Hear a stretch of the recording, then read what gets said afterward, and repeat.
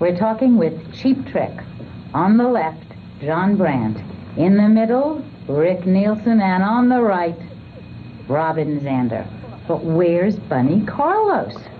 Bunny, please get well. Bunny, last night, cooked his own food, got sick. He'd never done it before, so he's going back to his regular cheeseburger haunch and munch down on the things he should. But Bunny, get well. We'll see you on tour. Ah, that was sweet. We would all like to know what your origins are, where you're from, how and where you met, and how long you've been together. Want to do it one at a time? John, we'll start with you. Let's see. Cheap Trick's been together since 1973. Has a very good year for wine and champagne, actually. 73, yeah. We started playing clubs all over Chicago and places like that. And at that time, it was Tom Peterson, Bunny Carlos, Robin Zander, and me. And we've evolved through the years. From the Homo sapiens species of somewhere around 2000 BC or something like that, I think. No, not those aren't. Oh. How long have we been together? 7 years? No, we've been together since 9 years. 9 years this year. And we put our first record out in 1977, recorded in 76, and we have our 7th album out right now. It's called One on One. And our latest addition to this combo is Mr. John Brandt. And he's over on my right and on your left.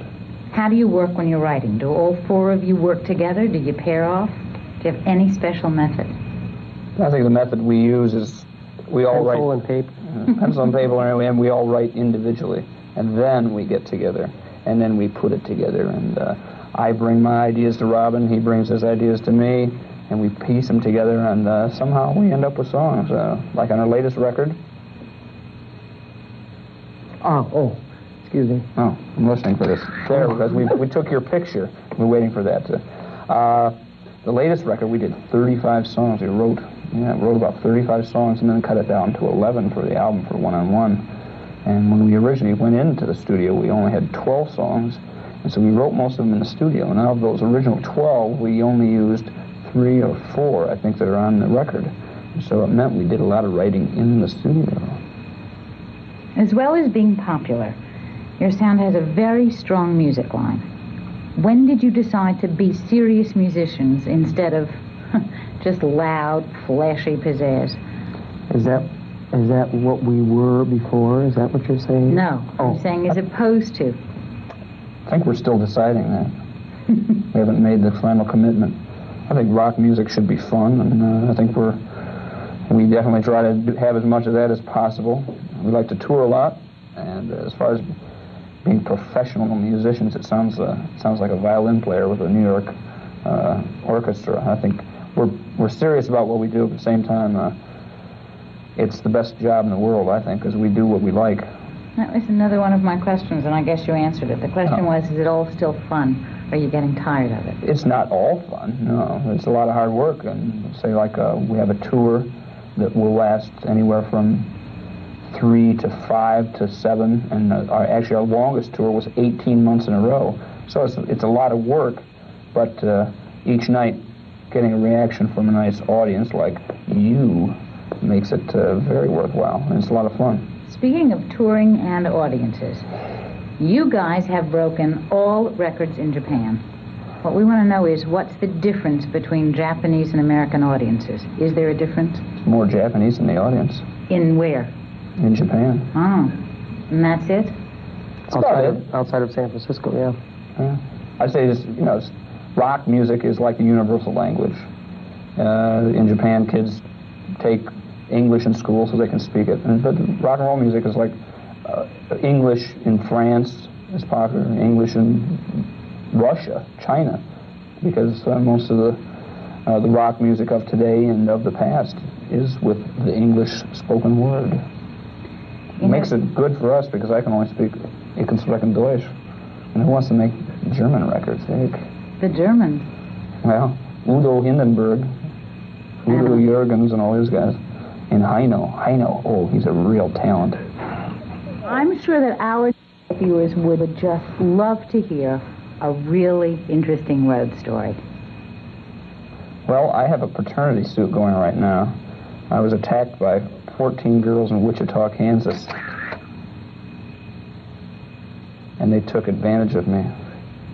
They whipped me. They hurt me. They abused me. I loved it. But you got pregnant. Oops. Well, the baby was born and was holding the IUD. Have you ever heard that story? That's true. Most outrageous present for Robin came, it was a year ago Christmas, and UPS package showed up at the door. Out jumped this stinky girl. She'd been in there for 6 days. Are you serious? Serious. I don't know. It was from Seattle. She came from Seattle and showed up at her offices in Wisconsin. And she was naked, and she had a canteen and a couple sandwiches, and she was really funky smelling. Sent herself to Robin. I mean, how expensive is that to go UPS? It was Blue Label, too, and it was awful slow. I guess it was the Christmas rush.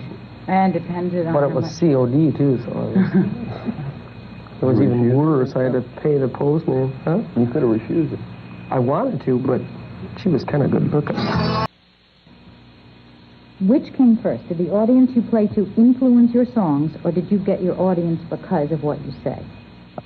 No, we wrote songs before we had an audience. We used to play clubs and play schools and things like that. And I remember we played once out in Minot, North Dakota, and we had 3 people there.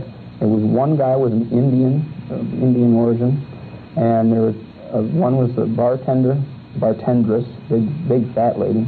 She was the one with the decibel meter. Yeah, she used to carry a decibel meter, tell us to turn it down. She had threatened, or she said we killed her dog too, right, trying to not pay us. And then the third person was the guy that was hitting this Indian with a pool cue. That's a true story. And that was in Minot, North Dakota. And so our music came before our audience. We came before our audience. But when they come to see us. Who's been your strongest influence? That girl with had the Limburger stink on her. Ooh, musically. Oh, musically. Yeah. You have to make it a little clear, you know. Who's been your strongest influence musically? Probably different people for every one of us here. Okay, let's try one at a time. Who do you want to start with? How about me? Okay, musically, because I grew up, and I'm still growing up, my parents were opera singers, and I used to hear a lot of loud opera singers and operettas and sacred and secular music in my house and at concerts. But they didn't influence me musically. Lost me as far as being around music. Musically, I always liked listening to radio, and I still like listening to radio. Good stations, you know, the stuff that plays a lot of new stuff and plays a lot of our stuff. Any one particular person more than anybody else? I always liked Roy Orbison a long time ago, Bruce Chanel, Orlans. They all had low voices, something like that. How about you, Robin? Well, I guess my father probably influenced me because he was also a musician. He played organ, and he played keyboards, piano, and all that. And radio, again, between the time of like 1959 and 65, I guess. 59 because my sister had a record player, and I used to go in and take her records when she wasn't around and play them on her player, scratch the crap out of them, you know. But she had like Elvis, all Elvis's records, and she was listening to like Eddie Cochran and she was cool. Sam Cooke, and she had a bunch of cool stuff. Twistin' and that, stuff like that. Then, of course, the Beatles, the Kinks, and the Who, and the Stones, and all that music that everybody was influenced by at that time. Yeah, I don't think we ever had anybody. We're no different than anybody else. We heard the same records you did, except instead of taking another sort of job, we just stuck with music. Yeah. John? I agree with that. But the radio, there's so many bands. You're influenced by everything you hear. Do any of you have plans for any solo projects? Sure, we all do. Sure, we all have plans for solo. I can't even say it. We all have plans for solo projects, but not at this time. Cheap Tricks takes up most of our time because we tour 90% of the year and we record the rest of the time. We don't ever take vacations. This is a vacation to us, to be able to sit here and talk to you. and do a TV show or something like that. Well, this certainly has been a real treat for us. It really has? Yeah. I mean, you're sick of us already, so we have to Yeah. go off camera. I think, well, Let's go out and no. have a party. I think See, that's we like a to go good party idea. and have a good time. Yeah. With the Yeah. cameramen and with the people here and all our fans. See, if Chief Trick was to disband tomorrow, we could all just be professional party people. I think that's the thing. We'll go to parties and you can rent us for a small fee and all the beer we can drink. We'll show up at your house. Right. You know, it'd be sort of like stand around. Hi. Tonight. We want to know something. What part, if any, do you want to play in the current video revolution? Heavy question. What was that? What part do we want to play in the new video revolution? Current video revolution, yeah. The video You see revolution? yourselves more into video than We're in concert? a very visual band, so I think we can bridge the gap between music and video. Most bands, I feel, it's like video killed the radio star. You know that tune? All right, I think it really has in many ways, because most groups aren't visual enough, so they have to end up using animation. They have to use every gimmick to get their music across. Where I think we just rely just on the group, and I think that's the best video. Well, radio will always be around. It's killed the crummy radio star. Yeah. Which is good for business, really. Good riddance to bad rubbish.